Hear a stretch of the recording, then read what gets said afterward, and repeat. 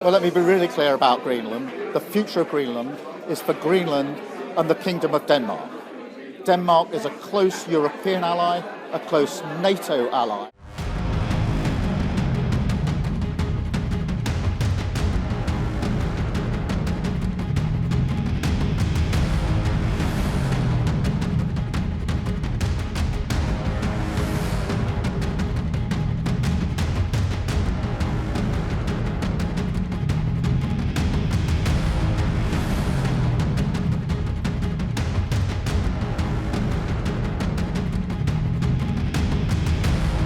US President Donald Trump's foreign policy is increasingly being seen as a source of major friction within NATO, as allies push back against his newest threats.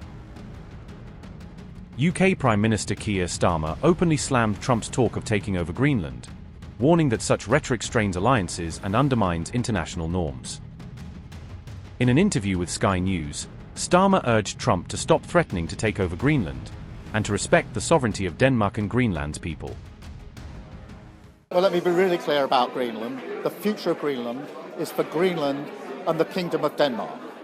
Denmark is a close European ally, a close NATO ally. Well, I stand with her, and she's right about the future of Greenland. UK Foreign Secretary Yvette Cooper also pledged to work closely with Denmark on the issue, signalling that London is aligning with Copenhagen in the dispute. Cooper echoed Starmer's stance that only Denmark, together with Greenland's institutions, can decide Greenland's future, Sky News reported. This strong backing from the UK comes after both Greenland and Denmark publicly rebuked Trump's remarks, escalating the standoff inside the NATO alliance. In a direct message to Trump, Greenland's Prime Minister said the United States cannot simply conquer the island, rejecting the idea of coercion or annexation. Denmark's leader also warned that NATO's very existence could come under threat if Trump acted on his takeover threat against a fellow allied territory. First of all, I would say that our country is not really the right one to compare with Venezuela. We are a country that is democratic and has been democratic for many, many years. And if we look at the whole picture, I can understand that some people are concerned. But the cooperation that is being strengthened, the cooperation we are pursuing right now, means that we want to create, or re-establish, the cooperation we previously had with the United States, especially the good cooperation we have had, to restore that between us. The situation is not such that the United States can simply conquer Greenland. Firstly, I believe that the American president should be taken seriously when he says that he wants Greenland.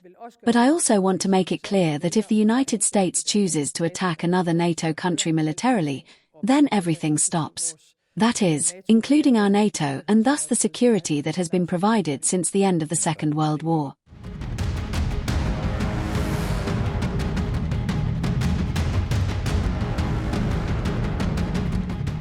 On January 4th, Donald Trump claimed the United States needs Greenland for national security reasons, framing the island as essential to American defense strategy.